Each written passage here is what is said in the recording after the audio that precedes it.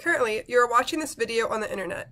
Imagine not having access to the internet due to factors that you aren't able to control, such as your parents' income, geographic location, or other unforeseen circumstances. Imagine the way in which this would impact your daily life and functions. That is a reality for Americans today. It impacts families and children in their work, school, and daily life, living in a society that seemingly operates on the foundation of the internet and technology.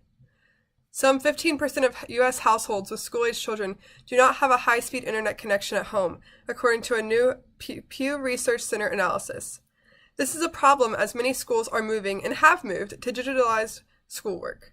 New survey findings from the center also showed that some teens are more likely to face digital hurdles when trying to complete their homework. 24% of teens whose annual family income is less than $30,000 say the lack of a dependable computer or internet connection often or sometimes prohibits them from finishing their homework. Economic conditions greatly impact the likelihood of being able to access the internet and is a large reason as to why the digital divide is a problem. 1 in 4 lower-income teens don't have access to a home computer. 12% of teens say they at least sometimes use public Wi-Fi to complete assignments because they do not have an internet connection at home.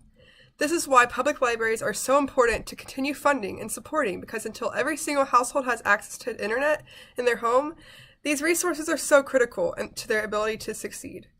Numerous policymakers and advocates have expressed concern that students with less access to certain technologies may fall behind in their more digitally connected peers.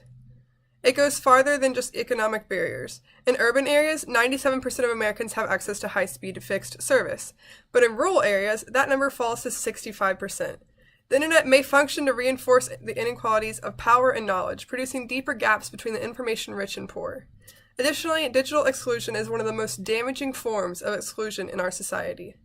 It not only impacts their grades in school, but will also continue to impact them as they grow older into adulthood and have potentially apply for jobs in college online. I urge you to write to your congressmen and women to expand broadband access to rural areas. The FCC has completed the Connect America Fund Phase 2 reverse auction, which allocated $1.5 billion to expand broadband to more than 700,000 rural locations in 45 states. I also urge you to increase your support of resources such as public libraries that offer public Wi-Fi.